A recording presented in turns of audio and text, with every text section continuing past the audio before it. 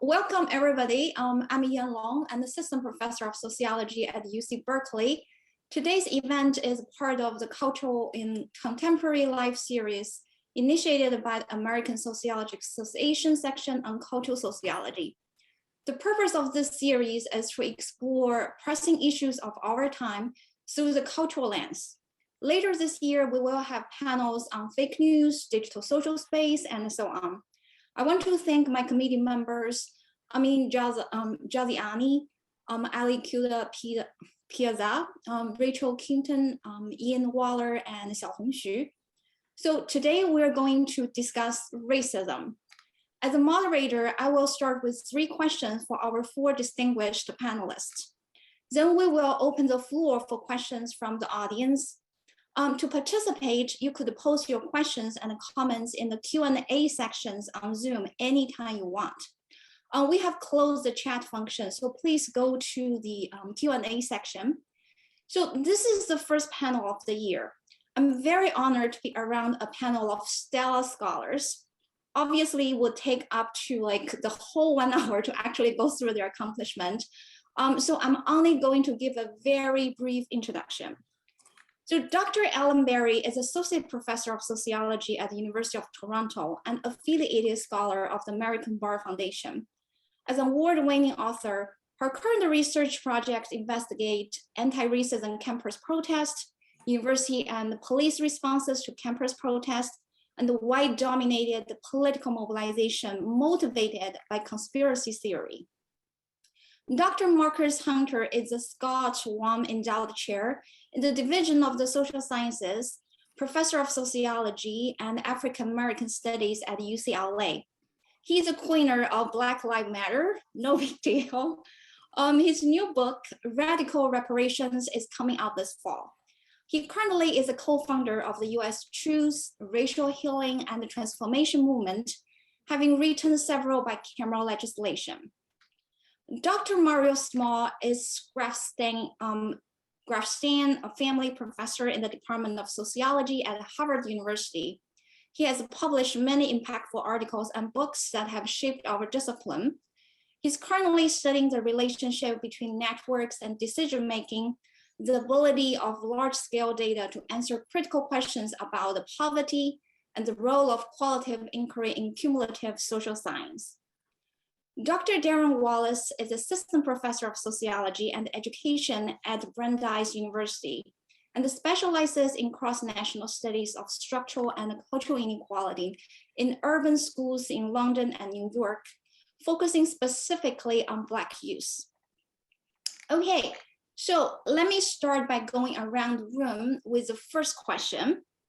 So scholars bring together theoretical frameworks from cultural sociology and sociology of race and racism in many different ways. What theoretical perspectives from the study of race and racism do you think are especially informative for cultural sociology? What theoretical perspectives does cultural sociology provide for your own research on race and racism? We're going to play with alphabetical order here. So Derron, would you like to offer your perspective first? Sure, my pleasure. I want to first offer my thanks to you, Yan, for moderating this panel and to the American Sociological Association section on culture for inviting me to participate in this discussion. It's a real pleasure to share the virtual stage with fellow sociologists. The questions you pose, Yan, to me, are not only of considerable analytical significance, they are of social and political import for cultural sociology, particularly in the American Sociological Association, whether we're talking about consumption, cognition, materiality, collective production, movements, institutions, and the symbolic boundaries within them. So in my work, I examine the cultural life of racism in schools and society. I'm interested in the cultural influences of social processes or cultural influences on social processes, along with the institutional mechanisms that foment racial inequality. From a theoretical and empirical point of view, in plain terms, I'm committed to unmasking culture as race neutral. This purported neutrality is, I would argue, one of the ways in which we wittingly and unwittingly reproduce structural and cultural inequalities. over the years, I've been drawn to theory that attends to how culture is consciously or unconsciously deployed as coded vocabulary for race. How is culture used to signal or to even initiate conversations about race without naming race? And I'm especially interested in that within and beyond the United States. I find the clearest and most compelling example of the sort of theoretical explications on race and culture from Stuart Hall. Stuart Hall's explications on race, culture, nation, and political economy inform the theoretical ambition of my own work. His theories, in particular, to the first part of your question, his theories on representation and reception, for instance, offer critical and post-colonial perspectives on culture, structure, and the state. What is more, Stuart Hall focuses on the nation without being bound to it. And I bring that up because oftentimes in our analyses of culture in US sociology and North American sociology even more broadly, I would say we focus on a single national context without recognizing that through cross-national or with international perspectives, we can further challenge and interrogate what we mean by culture and how we make meaning of it. One of the reasons I'm mentioning Stuart Hall is because I think we've forgotten that he was a preeminent sociologist, former president of the British Sociological Association from 1995 to 1997. And I believe his work is an underappreciated resource in US sociology. I don't think that we can sort of relegate Stuart Hall's significance to Britain, where I was trained, nor can we relegate it to the Caribbean, where I'm from. His work is of global significance. And I think if we want to deepen our analyses of race and culture, Stuart Hall gives us, I would argue, the perfect model for thinking beyond a single national context and being attentive to the global and transnational architecture of race and racism.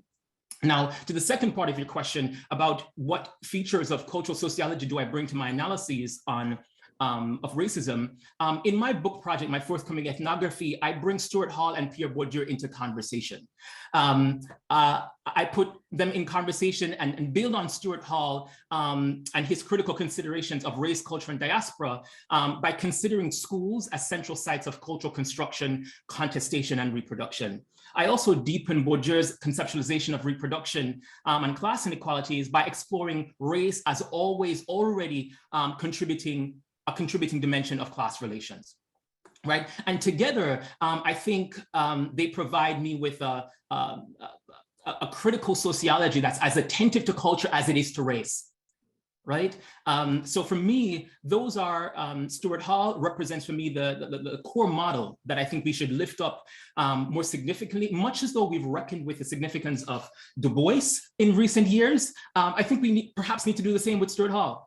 And in relation to cultural sociology, Pierre Bourdieu is really popular, but I think deepening his analysis by drawing on other scholars, such as Stuart Hall, can take us to the next level. That was a lot. I'll pass the baton over to someone else. That is great. Okay, so next is Mario. Yeah, thank you very much. So I'm actually very glad to hear Derron's final set of comments because they're consistent with that point I was going to make. So I'll make 2 points. First, about what I find useful about culture in the study of race, and second, about the authors. So on the first, I've most recently been thinking about culture, particularly as an institution. So thinking about culture institutionally and using it to start a conversation, or maybe help continue a conversation with researchers in other disciplines about the study of racial discrimination.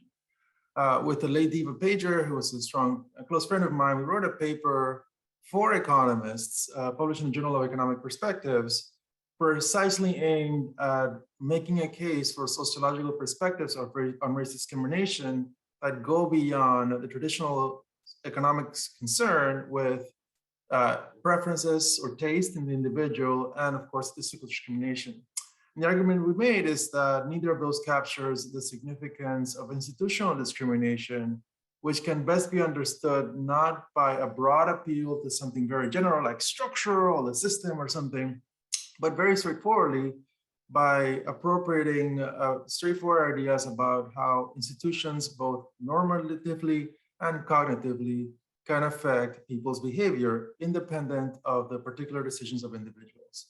And during our planning sessions, Jan proposed sending some links for people who want to go beyond our 2 or 3 minute slot, and I'm happy to do that. So that's kind of one space. I think that's a space that's actually productive and where I hope there were more people in the sociology of culture and in sociology more broadly, really speaking to other disciplines that are finally realizing that they need to take race more seriously as sociology in different ways is starting to do. Of course, sociology has been doing it for a long time, but there have been some major blinders in sociology, which gets to my second point. I think the sociology of culture as a discipline, as a subfield within the discipline, as a section of ASA and as a body of work, has been a dramatically Eurocentric discipline. The sort of the big thinkers it speaks to and the way it orients its work has actually been dramatically oriented towards, Bourdieu, and so Walter Benjamin, sort of a set of thinkers who are said to be canonical. I was delighted to hear the mention of Stuart Hall. There are, of course, many researchers in culture, Orlando Patterson, John Oakwood, there are many who've written about race and other aspects of culture. But I think what's happened is essentially within the context of culture, they've been relegated only to discussions of race, rather than thought of as central to the core concerns of culture, conflict, politics, relations to the state, reproduction, mobility, inequality that concern the field as a whole. And one thing I think the field could do is actually reevaluate itself from that racial lens, from the perspective in which thinkers of color are central to the work in culture rather than central only to the extent that culture is concerned with race. And I'll leave it at that. Thank you. Next, we have Marcus. Peace and Happy New Year, everyone. It's a pleasure to be here. I won't restate what has already been very powerfully stated before me. I love the shout out to Stuart Hall, Du Bois, and others. I would also just make a point about combining with Ida B. Wells, who for me is very essential because the premise of the globe as we know it is colonization and enslavement. And those were premised on a culture of slavery and subhuman subjugation.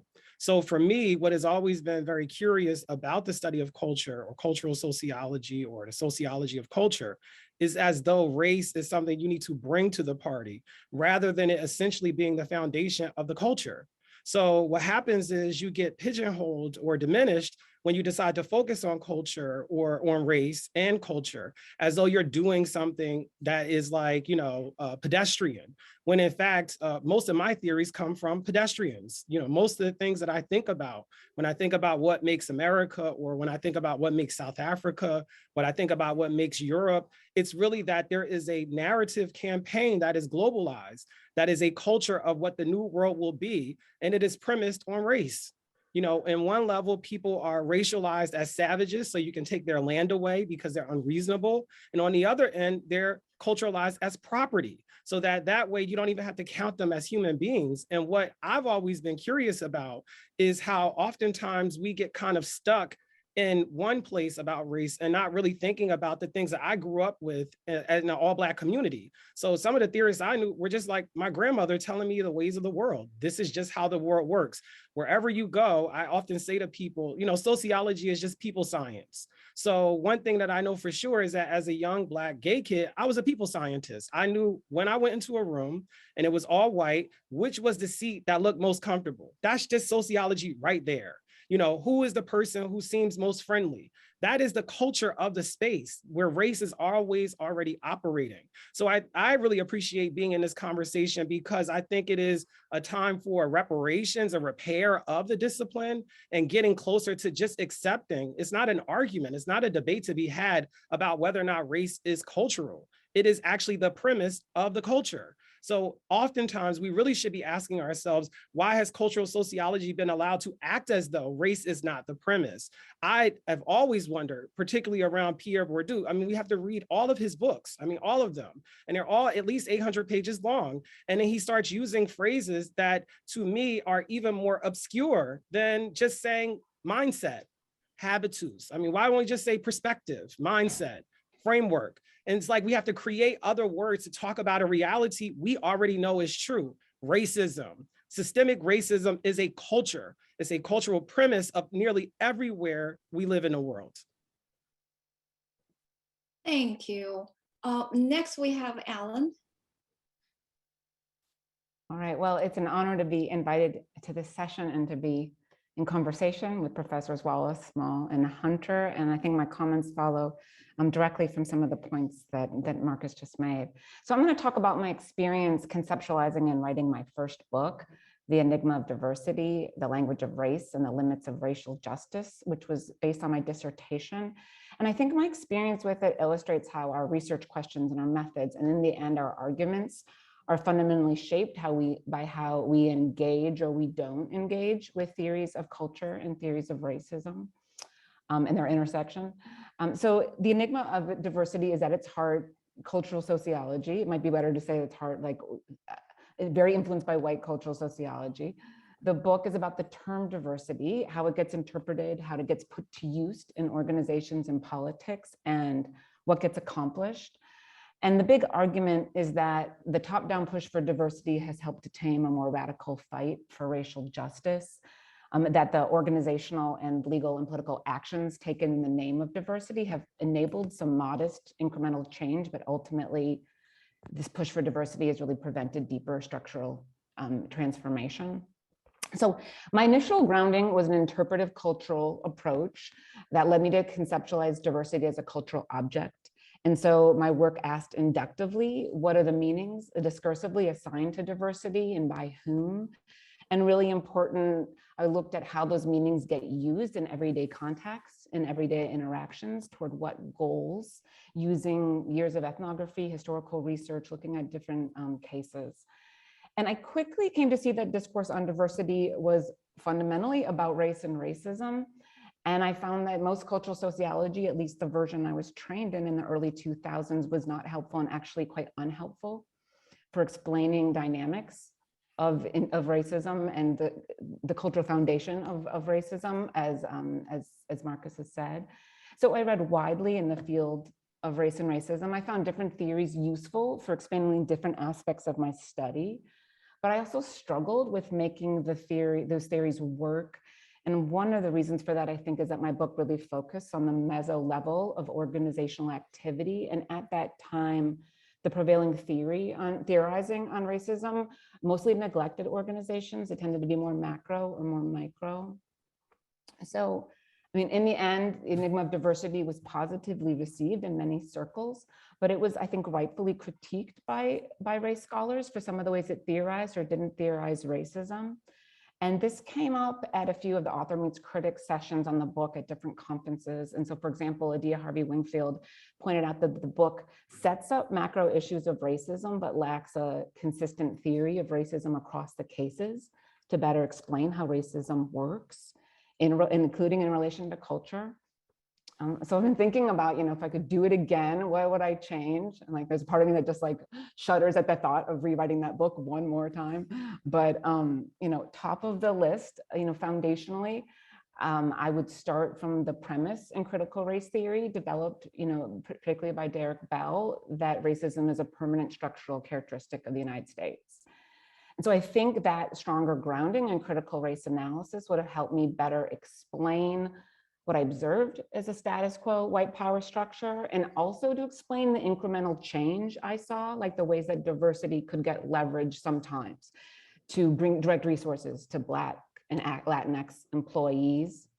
So I think that critical race theory would have helped me avoid unwittingly adopting some inaccurate theoretical assumptions about racial progress.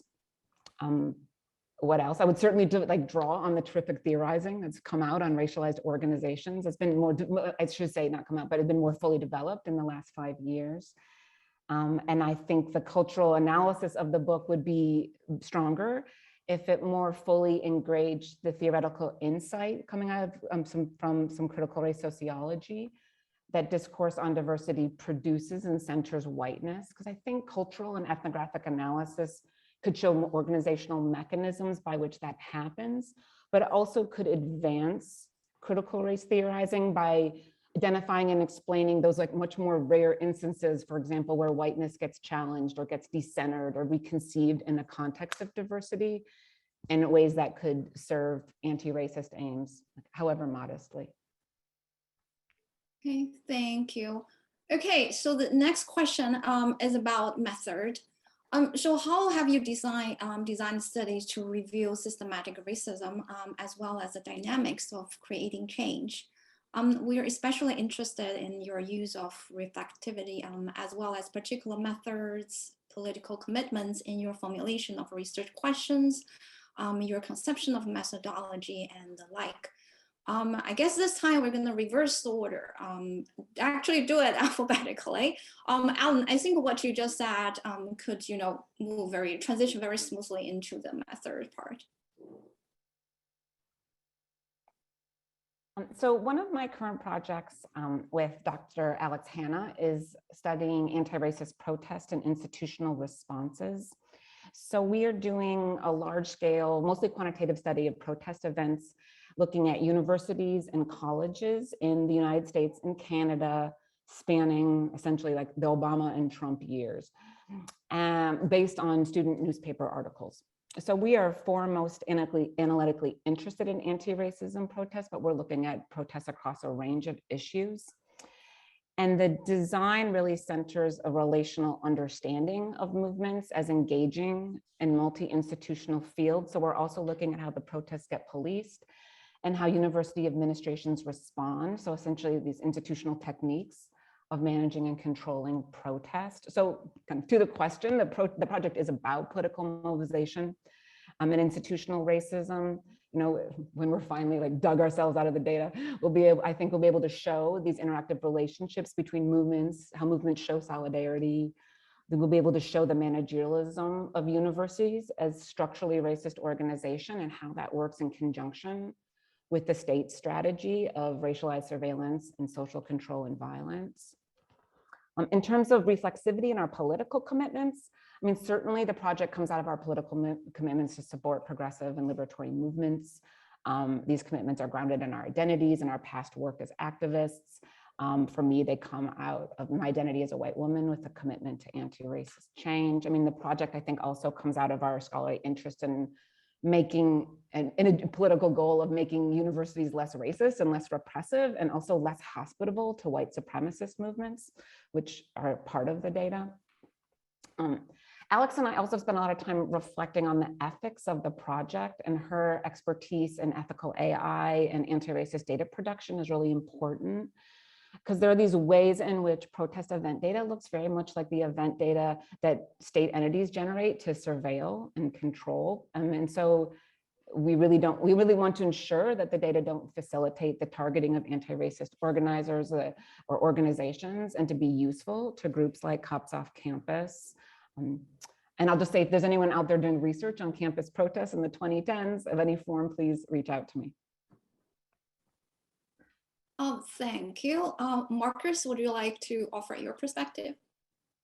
Yeah, no problem. For me, I think the journey has really been circling back to reifying the words, vernacular, schemes, and mindsets that I grew up with.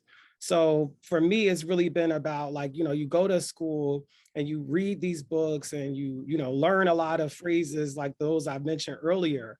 And it makes you feel like now you can actually articulate what you're seeing. And what I've learned is that, unfortunately, as we know demographically, our discipline, as are all of the sciences, have been heavily skewed toward people who are not Black. And I think it is a disservice to Black people to use vocabulary that's not generated from their experience. And so I've often looked back at my own experience and thought a lot about it. And oftentimes, for example, the term chocolate cities, one of the key pushbacks that I would often get is that people would say, so are you saying everywhere is a chocolate city? And my response would always be, well, everyone says everywhere is the ghetto. Everywhere says the slum. I mean, it's in every title I had to read in order to get my degree. Why all of a sudden, when I use an assets-based perspective that is actually born out of the music, shout out to Parliament Funkadelic, Bootsy Collins, and the great philosopher George Clinton, why when I use that, is that all of a sudden a problem? When in fact, what it's just basically doing is qualifying and characterizing the community as it sees itself. It's not divorcing itself from the problems that we're still attending to, but it is using a vocabulary that familiarizes itself with the conditions of the people and the language that they use. And I think oftentimes when we go too far with the language, we really miss the audience we're trying to reach. And I've been really intent on making sure I reach the audience of which I am studying by using the language that they use to describe their own condition, especially when it's an assets-based model. Like I think, for example, like, as I said before, ghetto and slum, I understand that, but those terms are often about state failure.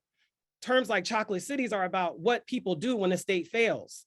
And the whole history of Black people, at least in America, is about state failure. So as long as we keep focusing on that, we are never learning or giving a service to what Black people do when the state fails them. That's the true story. How are we still here? How are we still building things when the state continues to ignore us, to redefine us as a welfare queen, as something else, as a coon, as a buck, all of these different terms that I think we can spend a lot of time in the negative space talking about the negative vocabulary that's used. But I think it's really important to have not only just a methodology, but a perspective that reaffirms the vocabulary on the ground. And I think oftentimes that brings us back to the power of culture.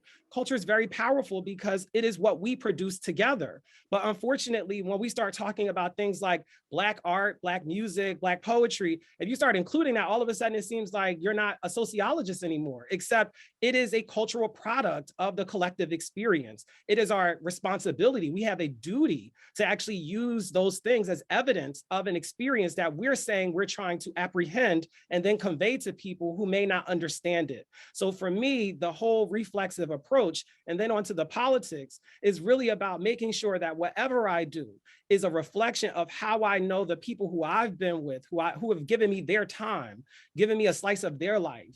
I'm actually articulating using language that they are familiar with, so that if they appear at one of my presentations and they hear me talking about their neighborhood or their life, it doesn't sound foreign to them. It doesn't sound like, what? I know we had a conversation about, like, globalization, but I don't remember saying capitalism. I don't remember saying racial capitalism. I remember saying white people have all the money.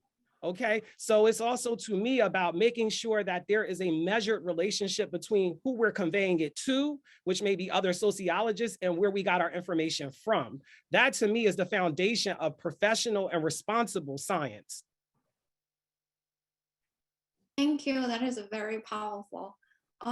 So next is Mario. So I want to thank Marcus first for writing Chocolate Cities, which we're reading in my Race and Place in Urban American class later this semester. Second, for making a point about language, which is very related to a point I will make. So the question was, what are we doing in our own work now to understand racism? And second, what is our political position with respect to the study of this topic? So on the first point, I'm doing a couple of different things, but I'll just say that one thing I'm spending a lot of time on is trying to study structure and space with a lot more intellectual clarity than that's been common in a lot of the field. And so in a recent paper, what we've done is used Google database data to map accessibility in neighborhoods of different racial composition to banks, payday lenders, and different kinds of alternative financial institutions to understand the degree to which accessibility through public transit, cars, by foot, accessibility to different kinds of institutions is actually racially differentiated. And we found very, very, very strong racial patterns that can't be accounted for by the things you would expect, income, education, any of that. And so we're showing very clearly how if you understand the distribution of resources that people will want to get financial services across space, it is impossible to understand without taking into account race. It's quite difficult to think of and make sense of the patterns you see without thinking that race played some role in it. So that is an attempt at capturing what some people call structural racism. Here's the political position. I'm using the phrase some people call structural racism because I agree, but I have a somewhat different point from Marx's point about the importance of language. I think the sociology of race and the sociology of culture share an important problem, which is they're both very jargon heavy. And in both fields and in science in general, sometimes jargon is inevitable. structural equivalence is structural equivalence. The habitus, you may disagree with what it is, but it's an idea and we can argue about what it is, but sometimes it's inevitable. But I believe that a lot of the jargon that characterizes the discipline, both fields, are in fact efforts at distinction and or evidence of unclear thinking. And I think in both fields, both in the study of culture and in the study of race, they've had the consequence of undermining the impact of the work on the world at large. The fact that today, if you ask 10 sociologists of race to define systemic racism, or 10 sociologists of culture to define, take your pick, cultural capital, heteroglossia, habitus, you're gonna have 10 different definitions, is to me an embarrassment to the discipline. There's just no reason that should happen at this juncture. And the reason it happens is because we haven't challenged ourselves enough to provide the kind of clarity required to communicate to people beyond our borders. I think it's ultimately our own faults. I think one consequence is precisely what Marcus has argued. It makes it very easy for the world we're presumably speaking to shut us off because they don't know what we're talking about. But frankly, I think another sort of deeper issue is that it makes it easier for us to get away with things that actually don't make a lot of sense. That if actually more people were engaged in our conversations because they were clear, we would actually have a harder time getting away with not making as much sense. I know I'm speaking very broadly, we can get into the details in the Q&A, but I think in terms of my political position, I increasingly believe that I don't want to put work out unless I know exactly what I'm talking about, particularly about the concepts that in the discipline we take for granted and why. This is part of why I wrote that paper for economists that I mentioned earlier, which I frankly see as one part of exactly the effort Marcus is talking about, just communicating beyond our boundaries and getting ourselves out of the comfort zones that comes from relying on common jargon. I'll also say a second point, which is not something I was going to say, but I want to endorse Marcus's point on this, which is that many in the field, and in my early work, I was very much guilty of this myself. A lot of our work, either expressly or not deliberately, adopted a deficit model in the study of African-American culture. Many of us were fighting that in different ways by looking at diversity, heterogeneity. It's no accident that a lot of the work, myself, Mary Patillo, Marcus, et cetera, take your pick, we're all talking about, no, but these neighborhoods differ. They're more diverse than you guys are painting. I don't see what you guys are describing. But I think we have not gone to the extent that Marcus has, and others are starting to do, would say, look, what does an asset model look like? Why don't we begin from an asset model? Why don't we begin from a perspective in which the people are writing about are agents, and what would sociology look like if they were the agents in the stories that we're producing? So I just want to, that wasn't the point I was going to make, but I just want to endorse Marcus on that because I think he's spot on. And with that, I'll stop. I'm loving this conversation. Derron. I'm loving this conversation too. I think it's long overdue. My heart is happy in many respects, because even during my time in graduate school, raising some of the points that you've lifted up, Mario, Marcus, and Ellen, there was very, very little positive reception to that kind of discussion. Attempts to sort of bring into conversation Stuart Hall and Pierre Bourdieu. If not for my grad colleagues, I wouldn't have completed the program, right? Because the faculty were not welcoming of even those kinds of questions. I want to address the question you've lifted up, though, Jan, and say, I really hope we sustain this conversation long after this convening. But for me, I don't know about you, but I've never believed that I can change the world. That always seemed quite abstract to me, but I've always been convinced that I can change institutions. The institutions that I'm a part of, my family, the church I grew up in, the community-based organizations I was a part of. And so that for quite some time has informed my deep and enduring commitment to community-engaged research.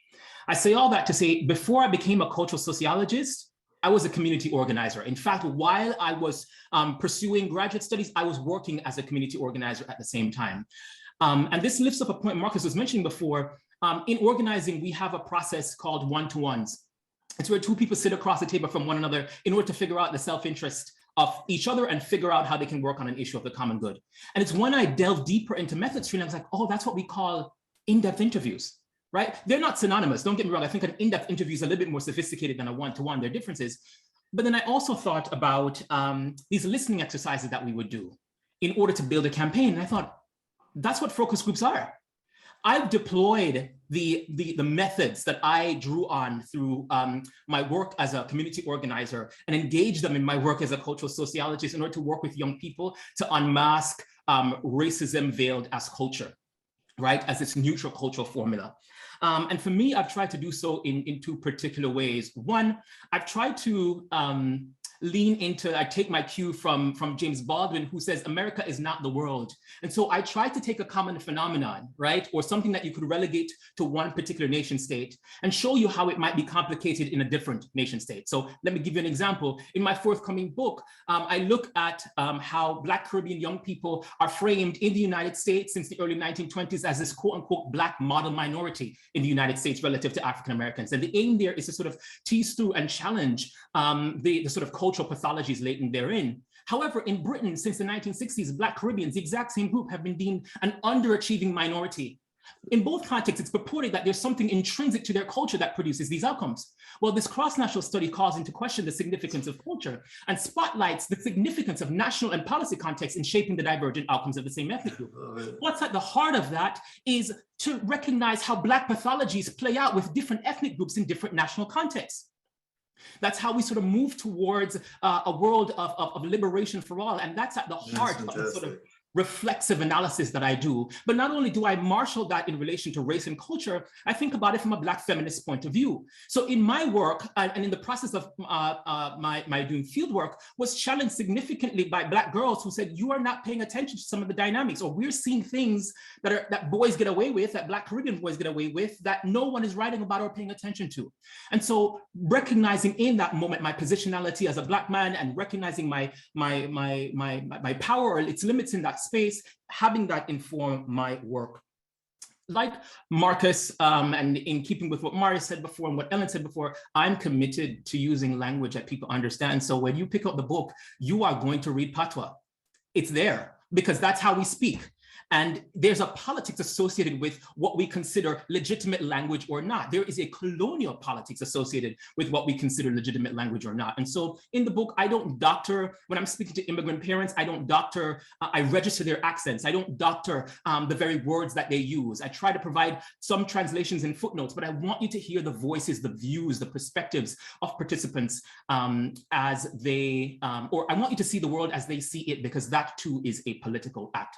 Now, the final thing I will close with is to say, I think it potentially dovetails with what Mario was mentioning before, is that not only is this relevant, I think, to sort of who we are as sociologists, as members of the culture section, it has profound implications for graduate training. It has profound implications for how we think about how we train the next generation of scholars, our capacity to be open, our willingness to welcome new and innovative questions that may challenge dominant modes of theorizations. I think is something that we all ought to be open to, and that could usher us into a brighter future in which we don't see a bifurcation between culture and race, but we view them as intrinsically related and inseparably so. This is excellent. So actually, when we have this series, especially today's panel is really the cultural sociology section's sort of commitment to making some change to our subfield. Okay, so now let's turn to some of the most controversial topics of our time. So from your perspective, what is missing in the current public debates about cancel culture and critical race theory? Okay, we're gonna reverse the order again. So Derron, you're up first. Sure, and I'll do my best to be brief. Would love to hear from colleagues. I think we have over 200 folks here, so we'd love to hear from you all as well. Let me say that, let me talk about critical race theory. I don't think that this debate about critical race theory is about critical race theory. That's a red herring. I would argue that it has to do with any critical theory of race or anything critical, anything that would require that we reconsider how we distribute and use power. Right? I see it playing out in both national contexts where I focus on my work. So I see it playing out in some degree in the United States is pretty plain, but it's also playing out in the UK, also in their parliamentary system as well. And how I see this playing out in schools is that it's very much tethered to the decolonization movement, what it means to decolonize the curriculum. right? Who has the power to determine what gets taught and how? Who has the power to determine how we make meaning of history? That for me is about power, fundamentally. So yes, on one hand, I think it has something to do with critical race theory, but it doesn't have to do with critical race theory exclusively. It has to do with this reckoning, and I think Black Lives Matter has brought this to the fore, this reckoning about how we share power, whose history gets taught, whose voices and views get centered. To my mind, this is fundamentally about epistemic justice, right? And its relationship to racial justice, whose knowledge matters, whose viewpoints are taught and centered in the process of teaching and learning, and that isn't simply an exercise or a question rather to be raised within the context of the university, but that it's essential, it's as significant for my 18-month-old baby as it is for my 8-year-old son in elementary school, in terms of what history they are exposed to. Right, so for me, those are, on one hand, I think we have to pay attention to the dynamics, the conservative dynamics around how critical race theory is positioned and understood, how it's misrepresented. I can't tell you how many times I've sat in taxis or been to schools or had conversations with neighbors who will tell me arguments about critical race theory that are not about critical race theory. It's about something that's been made up, something that has been misrepresented. On the other hand, I also think that to the extent that it has to do with critical race theory, it has to do with a critical orientation about the use and distribution of power. And that's fundamentally always going to unsettle folks. That is fundamentally a part of the work. And I'm absolutely here for all of that. However, I want to make sure that we're not misrepresenting critical race theory, misnaming some of its tenets and the work that it aims to do, and also recognize that this includes and exceeds critical race theory, but fundamentally speaks to how we share power in society. Great, next we have Mario. I'll be very brief. I have a totally different perspective on this. I think we've all been played for chumps. And I think Du Bois read this 100 years ago and essentially got it right. I think it's extraordinary that 10 years after Occupy Wall Street, at a time when we wish the wealth disparities that we have now were what they were then, at a time where literally, I believe this is right, somebody please look this up, I think the 10 richest Americans doubled their wealth in the last 2 years, after the start of COVID. In spite of all of this, the current political environment couldn't come up with a viable wealth tax that would redress inequality, given the vast amount of wealth that have been accumulated by the top 1% in the last 10 years since Occupy Wall Street. And I think instead of that, instead of paying attention to that, instead of figuring out like, where's the sociology in this, we're talking about critical race theory as though there were really vast movements of teachers deciding not to teach slavery or something. I think, look, for sure, there's no doubt that there's something out there. I think what's happening, a lot of it is essentially if very smart political actors know what would rile up their base by creating divisions that were not really necessary. The average American would love to have their kids learn about race and about slavery. They just don't want the stuff that's being painted out there as radical, et cetera, et cetera. So we all know this. Du Bois read this a million, this is what Black Reconstruction was about. Convincing white working class people that Black working class people were their enemies by essentially creating different versions of racial conflicts that were a threat to the purity of white race. So my take is actually completely different. It's actually very much informed by Du Bois. I think what's happening is essentially we're distracting ourselves on something that over the long run is actually not going to make that big a difference over things that we already know are in fact making a very large difference, which is the dramatic wealth disparities and the very heavy consequences for low-income families across the board. So yeah, that's my take. It's very different on this. Thank you. Next we have Marcus. Yeah, on the cancel culture, part one, humanity is not a subscription. Humanity is not a computer. Humanity is not an algorithm. And unfortunately, because we live in this kind of age, and I'm analog gay, as I like to say, you know, before the invention of some kind of digital sphere of acceptance or inclusion. And I think, unfortunately, people are so used to control alt deleting things that we start to think that that's what you can do with human beings. So for me, it's really the caution as opposed to actual opinion. I really caution people about treating humanity like it's a magazine subscription. I really caution people about treating other human beings as if they're a control key that you can press a function and get rid of, because in fact, that is exactly the tool of oppression. So that's the caution. On the issue of critical race theory, for me, I had been working in the legislative space trying to get the United States to enact the first ever U.S. Truth, Racial Healing and Transformation Commission, and also to pass the H.R. 40 reparations bill. So I've been doing that kind of work. So when we're in these meetings, we're talking about trying to get co-sponsorship and things like that and calling Congress folks, that it hadn't even occurred to me that there was this whole thing going on about critical race theory. And then it started to find its way into these Zoom work groups. And people would say, well, Marcus, you're the professor in the space, like, what are your thoughts about this? And I have one that maybe might not be the most popular. So let me say it's Marcus's thought, it's not maybe the most popular. But what I will say that is fascinating to me is that critical race theory on some level is deeply normative. It is basically saying that the system is racially flawed. If we actually help to integrate it or acknowledge race, we would then have better outcomes from that system. It isn't necessarily saying brand new constitution, brand new legislative branch, brand new Congress. It's saying that race intercedes in what we call justice, what we call criminal justice, what we call freedom, what we call all of these things that are legalized. And what's interesting about that is that, back to what was mentioned earlier about Derek Bell, is that I think that we ought to embrace his premise. What if it's just permanent? So rather than necessarily being anti-racist, why aren't we just pro-human, pro-love, pro-inclusivity? Because ultimately, some of those things just reify the negative system. And as I said before, I think that we should really be talking about how do we build out systemic diversity, equity, and inclusion, rather than a case-by-case basis, which Ellen beautifully puts in her book. This is something that people are doing unsystematically, as a kind of zeitgeist movement, rather than having a positive system that counterbalances what Derek Bell already told us is permanent. Racism is a premise of America. It was built into the Constitution, and they think literally striking through the 3/5 Amendment is the same as it not ever happening.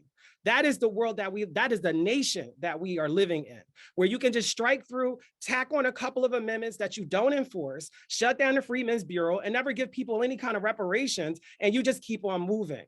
And that is the problem, that we really are in a place where we have not built up systemic equity, systemic inclusion, systemic love.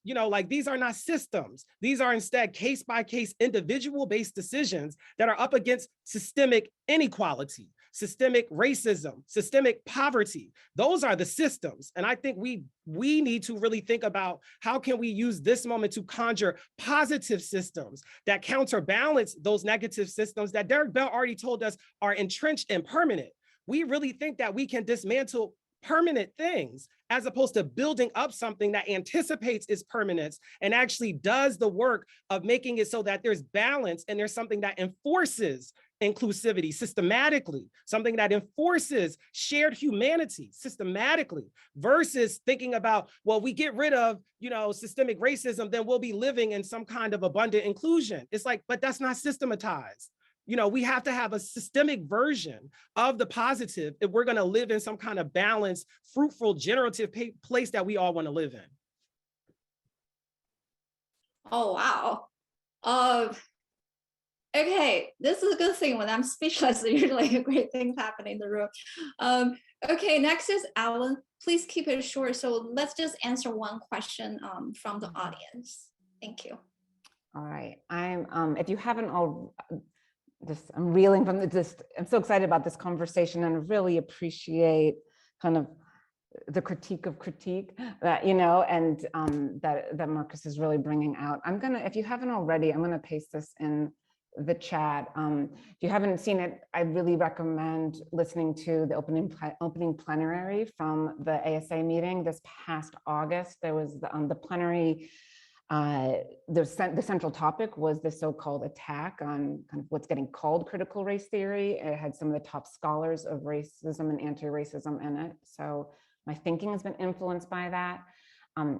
I would just add that I think we should think about this attack on critical race theory as part of a political movement that it's a far-right white supremacist attack that is part of a strategy, a political strategy of a larger movement that's pushing for racist, anti-intellectual authoritarianism. So to take the question like really literally, what's missing is I would really like to see a full-throated defense of critical race research of scholars who study racism and anti-racism, especially Black and Latinx scholars, coming from university leadership, coming from Democratic leaders, coming from progressive movement, coming from the ASA. That's something we all can do. Okay, so we only have 10 minutes left. So I will compile and organize all the questions and hopefully to keep this conversation going after the panel. But just for the panelists, one question from the audience, from Andy Perrin. I'd like to know specifically, what do you see coming out of the cultural sociology, very specifically, that doesn't quote unquote make sense for understanding race and racism, and what are some of the solutions to improve that work? Anyone want to offer some thought?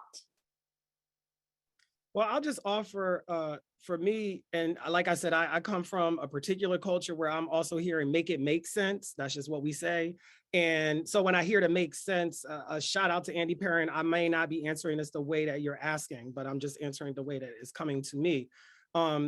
Is that I think part of what I've heard, especially in today's panel from each of our esteemed colleagues, is less about even playing a deficit game with the actual discipline or sub-discipline of cultural sociology. So it's less about what it's not doing or that, but instead, when things like race come up, why is it like an addendum? Why is that not a prerequisite? You know, especially if we're talking about nation states that were premised on colonization or slavery. So how is it that you're able to tell me about a culture of people or a community or a neighborhood and there's no race happening? You know, like that is part of what I hear us talking about, is the encouragement when we're hearing young scholars or folks, when we're reviewing papers, not to dismiss or diminish what we're reading, but to encourage people to say, well, every nation is premised on a story. If the story includes race in it, how are you telling a national or international story and there's no race happening? Not because I did your research, but I want to know from you, did you notice anything? I mean, this is something that we did. Ellen and I were graduate students at the Great School of Northwestern. That was something we did in Wendy Griswold's culture sociology section all the time. She had her own individual colloquium where we went and we read each other's work and we talked and discussed, and we didn't do it from a place of criticism. We really engaged from a question of like, wow, so you're in a space where there are all of these white businessmen, there are no women?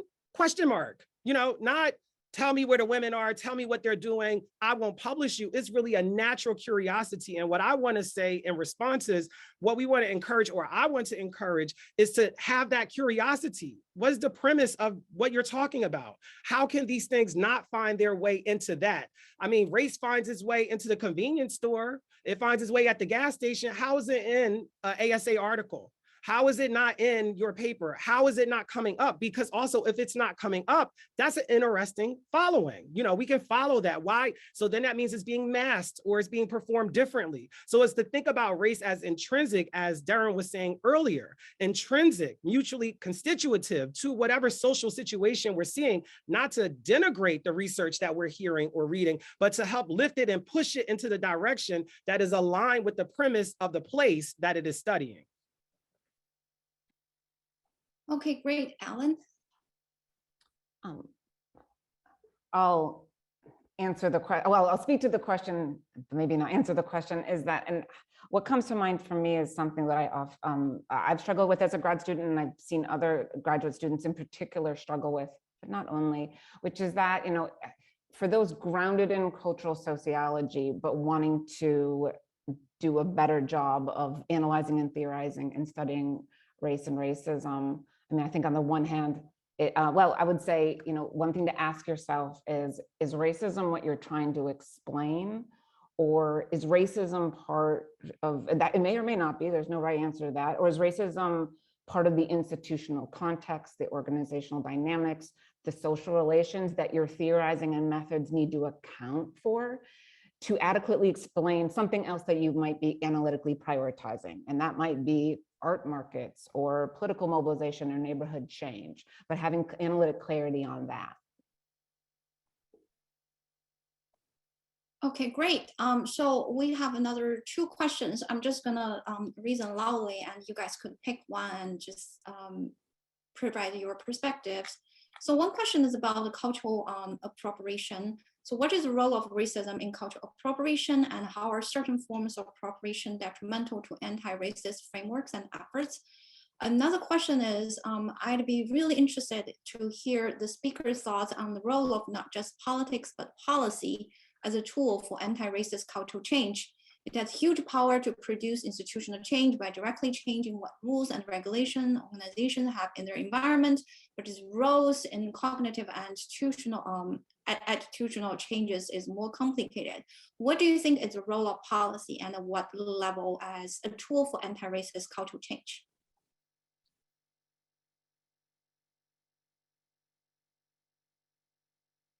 Well, I'll just offer people to look into Barbara Lee and Cory Booker have put forward the U.S. Truth, Racial Healing and Transformation Commission legislation.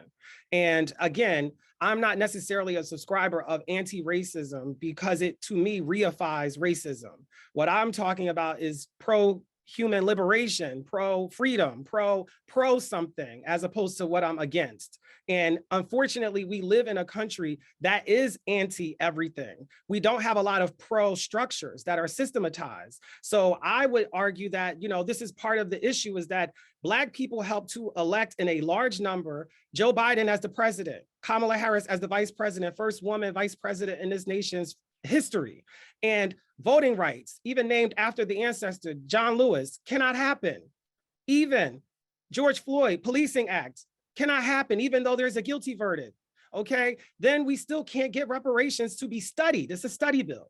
So what I'm talking about here is that we don't have a pro-inclusion system agenda, even though there's policies there. And one thing that I often remind people about the moment we're in, when we think and read about the civil rights movement, what people should understand is that during all of that activism, the legislation came afterwards. We happen to be in a place where there's actually legislation in Congress that's just not moving because they think that's what they can do. So I would say part of policy is really going to congress.gov, looking at your representatives, seeing what they sponsor and support because it's listed, and also seeing what is up, what has been introduced in the 117th Congress, because we have 2 years to get those policies passed. Every Congress is 2 years long. We're in the 117th. There are a number of bills, many of them GI repair bill introduced by Congressman James Clyburn. That's about repairing Black GIs who receive less of a benefit from the policy. That's before Congress. So there are tons of policies legislatively that are available that people are not introducing to the floor, that people are not discussing. And it's because, as Mario said, we're so easily distracted. I'll put easily in front. Easily distracted, that we don't even hold accountable people. We came out 80 million strong for Joe Biden and Kamala Harris, and we haven't got one thing for Black people yet. How dare them? We vote for them. So I would say go educate yourself, congress.gov. I mean, the ASA journals are wonderful, but policy, go on congress.gov, see who people are sponsoring. Who did you vote for? Make your vote conditional on if they're going to go forward voting for what you see on that website. That is great. Others? I will just add that, I agree with Marcus and Ellen on the sort of 2 last sets of points. I'm just gonna add that there are other ways of acting that are not federal, and they're actually often far more effective. A lot of the most effective change that happens at the federal government begins in states. Not for everything, but a lot of it begins in states. A lot of the most interesting ideas in policy actually try out in cities. And we're all part of act locally, right? We're all part of local communities where we can actually have a lot more influence, where there's a lot more need for social science expertise than Congress has access to.